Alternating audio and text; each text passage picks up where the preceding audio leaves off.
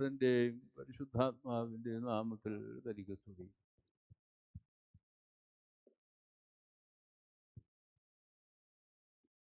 കർത്താവിൽ അനുഗ്രഹീതരെ, പരിശുദ്ധാത്മാവിൻ്റെ നിവാസവും നിറവും സഭയ്ക്ക് ഇന്നും കാലികമായി ലഭ്യമാക്കുന്ന പെന്തിക്കോസ്തി പെരുന്നാൾ കഴിഞ്ഞ ശേഷം ഇത് 3-ാം ഞായറാഴ്ചയാകുന്നു. ഇന്നേ ദിവസം പരിശുദ്ധ സഭ നമ്മെ പ്രത്യേകമായി ഓർമ്മിപ്പിക്കുന്ന ഒരു പാഠം പരിശുദ്ധാത്മാവിൻ്റെ ഇന്നത്തെ വ്യാപാരഫലമായി സഭയ്ക്ക് ലഭിക്കുന്ന ഒരു സുപ്രധാനമായ അനുഗ്രഹം സംബന്ധിച്ചാണ്. 2000 വർഷങ്ങൾക്ക് മുമ്പ് നമ്മളുടെ വീണ്ടെടുപ്പിനായി കാൽവറിയിൽ യാഗമായി സ്വയം ഹോമിച്ച് തൻ്റെ തിരുശരീര രക്തങ്ങൾ നമുക്കായി വിഭജിച്ചു തന്ന യേശുക്രിസ്തു ഇന്നും ജീവിക്കുന്നു. യേശുക്രിസ്തുവിൻ്റെ വ്യാപാരം ഇന്നും വിശുദ്ധ കുർബാനയിലൂടെ അനുഭവിച്ചറിയുവാൻ പരിശുദ്ധാത്മാവ് വ്യാപരിക്കുന്നു എന്ന പാഠമാകുന്നു. ഇത് നമ്മൾ ഇന്ന് എങ്ങനെ അറിയുവാൻ കഴിയണം എന്നുള്ളത് സഭ ചിന്തിക്കേണ്ടതാണ്. സഭ അതേ സംബന്ധിച്ച് സ്വയം ആത്മപരിശോധന ചെയ്യേണ്ടതാണ്. പാഠങ്ങൾ ഉൾക്കൊണ്ട് കാലികമായി പരിശുദ്ധാത്മാവിൻ്റെ വ്യാപാരം സംബന്ധിച്ച് നമ്മൾ പ്രായോഗികമായി നമ്മളുടെ ജീവിതത്തെ രൂപപ്പെടുത്തേണ്ടതുമാകുന്നു എന്നുള്ളത് അത്രയും. പരിശുദ്ധാത്മാവിൻ്റെ വ്യാപാരം ഇന്ന് വിശുദ്ധ കുർബാനയിലൂടെ നമുക്ക് ലഭിക്കണം എന്ന് പറയുമ്പോൾ അതിന് 2 തലങ്ങളുണ്ട് എന്ന് പ്രത്യേകം ഓർക്കാം. ഇന്നത്തെ വേദഭാഗം വിശുദ്ധ യോഹന്നാൻ എഴുതിയ സുവിശേഷം 6-ാം അധ്യായം 35 മുതലുള്ള 42 വരെയുള്ള വേദഭാഗമാകുന്നു. ഇന്ന് നാം വായിച്ചു കേട്ട വേദഭാഗം തുടങ്ങുന്നത് തന്നെ വളരെ ശക്തമായ ഒരു ആഹ്വാനത്തോടെയാണ്. 35-ാം വാക്യത്തിൽ യോഹന്നാൻ എഴുതിയ സുവിശേഷം 6-ാം അധ്യായം 35-ാം വാക്യത്തിൽ ഇങ്ങനെ കർത്താവ് പറഞ്ഞു തുടങ്ങുന്നു: ഞാൻ ജീവന്റെ അപ്പമാകുന്നു. എൻ്റെ അടുക്കൽ വരുന്നവന് വിശക്കുകയില്ല, ദാഹിക്കുകയുമില്ല. ഞാൻ ജീവന്റെ അപ്പമാകുന്നു, എൻ്റെ അടുക്കൽ വരുന്നവന് നിത്യജീവനുണ്ട് എന്നും കർത്താവ് പ്രസ്താവിക്കുന്നുണ്ട്. ഈ പ്രസ്താവം സംബന്ധിച്ച് യഹൂദന്മാർ യേശുക്രിസ്തുവിനോട് കലഹിക്കുന്നതായും ആ പ്രസ്താവത്തോട് യോജിക്കാതിരിക്കുന്നതായും നമുക്ക് കാണാൻ കഴിയും. 6-ാം അധ്യായം തന്നെ 54-ാം വാക്യത്തിൽ കുറെ കൂടെ വ്യക്തമായി സ്വർഗത്തിൽ നിന്ന് ഇറങ്ങി വന്ന ജീവന്റെ അപ്പം എന്നാൽ ഇന്ന് വിശുദ്ധ കുർബാനയിലൂടെ നമുക്കങ്ങനെ മനസ്സിലാക്കുവാൻ കഴിയും എന്നത് സംബന്ധിച്ച് വ്യക്തമായ പാഠം നൽകുന്ന വാക്യം 6-ാം അധ്യായം 54-ാം വാക്യമാണ്. എൻ്റെ മാംസം തിന്നുകയും എൻ്റെ രക്തം കുടിക്കുകയും ചെയ്യുന്നവന് നിത്യജീവനുണ്ട്. എൻ്റെ മാംസം തിന്നുകയും എൻ്റെ രക്തം കുടിക്കുകയും ചെയ്യുന്നവന് നിത്യജീവനുണ്ട്. താത്കാലികമായ ജീവനാണ് നമുക്ക് ഇപ്പോഴുള്ളത് എന്ന ഒരു തിരിച്ചറിവിലേക്ക് കൊണ്ടുവരികയല്ലേ. താത്കാലികമായ ഈ ലോക ജീവിതം ഇവിടെ തന്നെ നിത്യജീവന്റെ അനുഭവം നമുക്ക് നൽകുവാൻ വിശുദ്ധ കുർബാനയിൽ കർത്താവിൻ്റെ തിരുശരീര രക്തങ്ങളിൽ നാം പങ്കാളികളാകണം എന്ന സൂചന. നിത്യജീവന്റെ അനുഭവം ഈ താത്കാലിക ജീവിതത്തിൽ നമ്മളുടെ പഞ്ചേന്ദ്രിയങ്ങൾ കൊണ്ട് നമ്മൾ രുചിച്ചറിയുന്ന ഒരു ലൗകിക ജീവിതമുണ്ട്, ഈ ലോക ജീവിതമുണ്ട്. അത് താത്കാലികമാണെന്നാണ്. എന്നാൽ ഈ താത്കാലികതയിൽ നിത്യജീവൻ ഉൾപ്രവേശിക്കുവാൻ നമുക്ക് എന്താണ് പോംവഴി എന്നുള്ളതാണ് മനുഷ്യന്റെ ആത്യന്തികമായ അന്വേഷണം. ഈ ലോക ജീവിതം കൊണ്ട് മാത്രം നമ്മളുടെ ജീവിതം പര്യവസാനിക്കുന്നുവെങ്കിൽ ജീവിതത്തെ സംബന്ധിച്ചുള്ള നമ്മുടെ കാഴ്ചപ്പാട് ആത്യന്തികമായി താത്കാലികമായി പോകുന്നു. അങ്ങനെ ഒരു ചിന്ത നമ്മളെ പരിഭ്രമിപ്പിക്കുന്നു. അവിടെയാണ് നമ്മൾ പലപ്പോഴും ഒരു ചെറിയൊരു അസുഖം വരുമ്പോൾ അയ്യോ ഞാൻ ചത്തുപോകും, എന്നെ ആശുപത്രിയിൽ കൊണ്ടുപോകണം. താത്കാലികമായ ജീവിതത്തെക്കുറിച്ചുള്ള ചിന്ത നമ്മളുടെ മനസ്സിലുണ്ടാക്കുന്നതൊരു ഭയമാണ്. രോഗമെന്ന ഭയം, ആകസ്മികത എന്ന ആകുലത.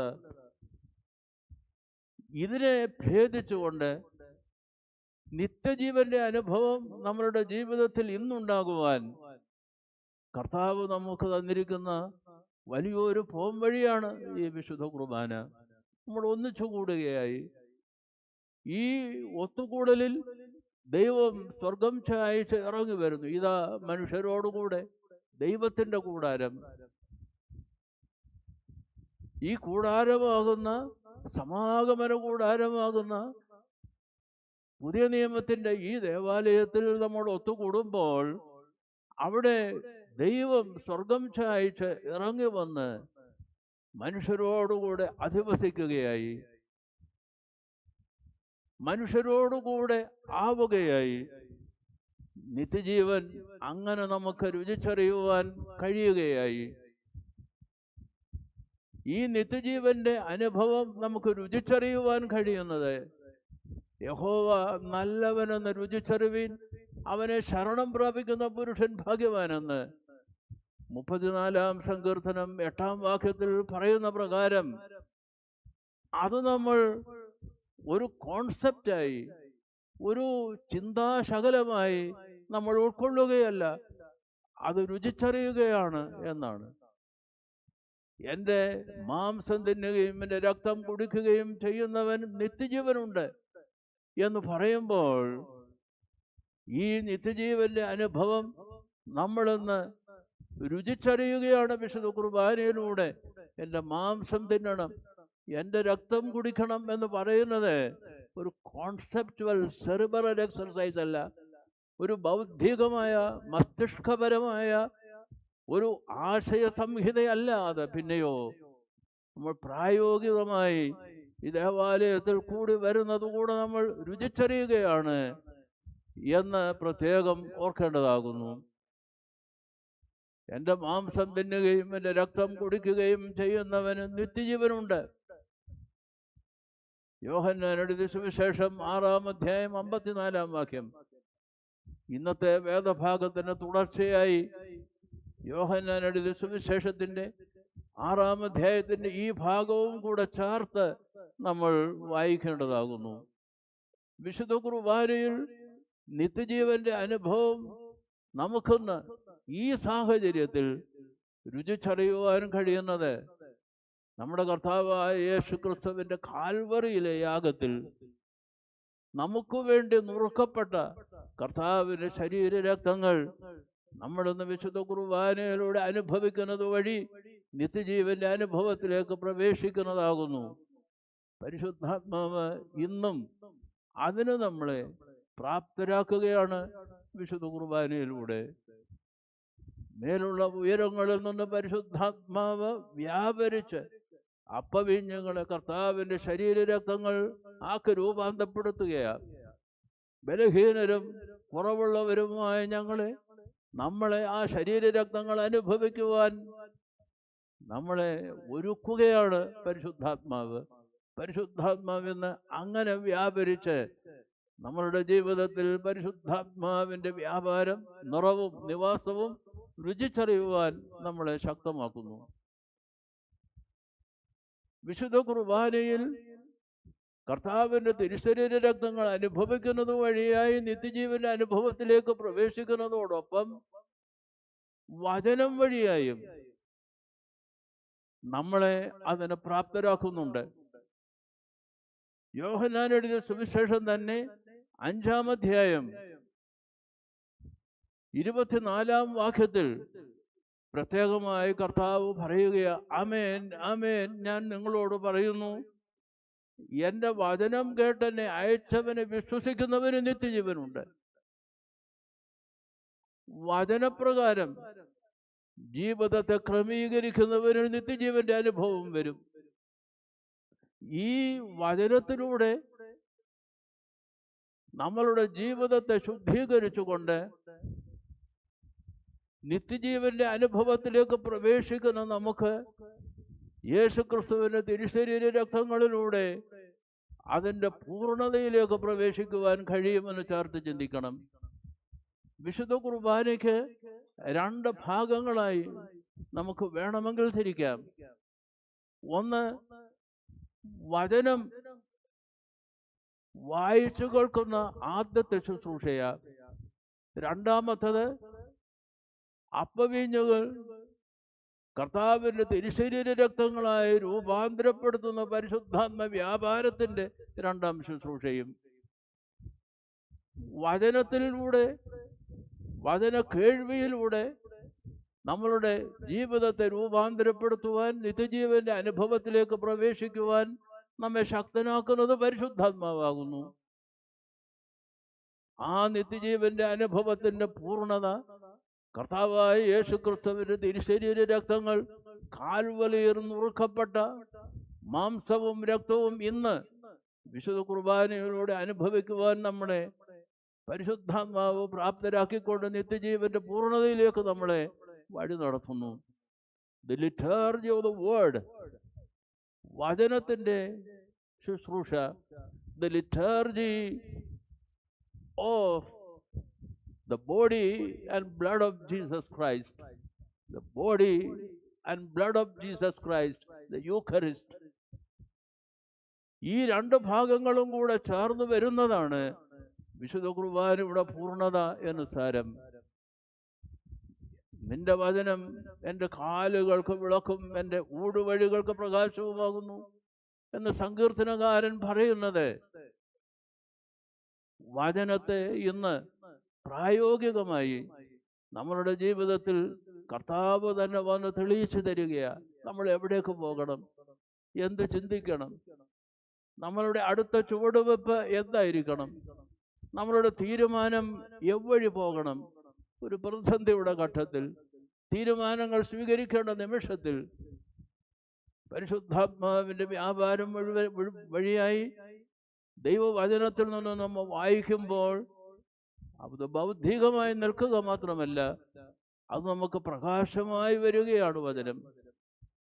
ഇവിടെ വ്യാപരിക്കുന്ന പരിശുദ്ധാത്മാവ് തന്നെ വിശുദ്ധ കുർബാന അനുഭവിക്കുമ്പോൾ നമ്മളുടെ ജീവിതത്തിലേക്ക് ഒരു ജൈവ യാഥാർത്ഥ്യമായി കടന്നു വന്ന് നമ്മളെ ബലപ്പെടുത്തുകയാണ്.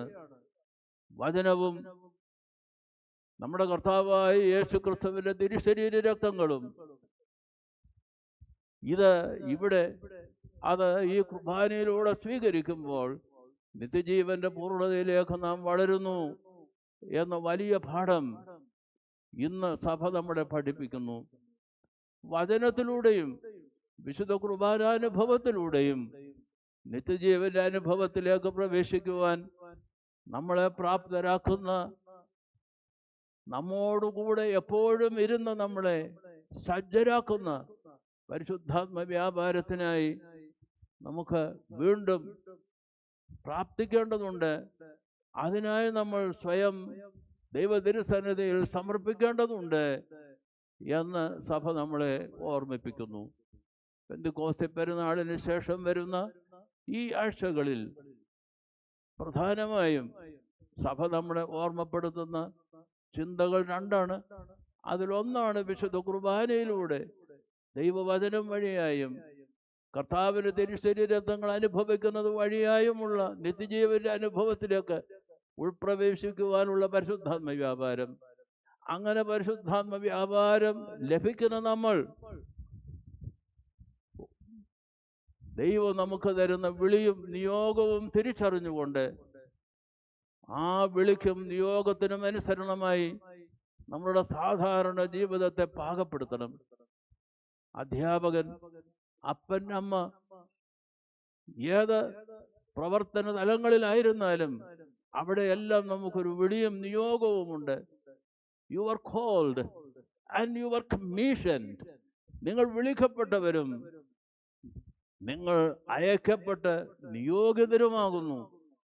കർത്താവിൻ്റെ വേല തികയ്ക്കുവാൻ, കർത്താവിൻ്റെ വഴി മറ്റുള്ളവരെ അറിയിക്കുവാൻ, കർത്താവിൻ്റെ നിത്യജീവന്റെ അനുഭവത്തിലേക്ക് അവരെയും കൂടെ ക്ഷണിച്ച് ദൈവകൃപയിൽ കൊണ്ടുവരുവാൻ നമ്മൾ വിളിക്കപ്പെട്ടവരും നിയോഗിതരുമാണെന്ന പാഠം കൂടെ അത് പരിശുദ്ധാത്മാവിൻ്റെ ബലത്തിൽ, പരിശുദ്ധാത്മാവിൻ്റെ ശക്തിയിൽ നമ്മൾ ഇക്കാലത്ത് നിർവഹിക്കേണ്ട ദൗത്യബോധമാണ് എന്നും കൂടെ സഭ നമ്മളെ പ്രത്യേകം പഠിപ്പിക്കുന്നു. പരിശുദ്ധാത്മാവേ വരണമേ, ഞങ്ങളിൽ നിറയണമേ. നിന്റെ തിരുശരീരക്തങ്ങൾ അനുഭവിച്ചും വചനം അനുസരിച്ചും ജീവിതത്തെ പാകപ്പെടുത്താനും ഞങ്ങൾ വിളിക്കപ്പെട്ടവരും നിയോഗിതരുമാണെന്ന് തിരിച്ചറിഞ്ഞുകൊണ്ട് ഞങ്ങളുടെ ജീവിതത്തെ നിന്റെ വേല തികയ്ക്കാനും സമർപ്പിക്കാനും സഹായിക്കുമാറാകണം.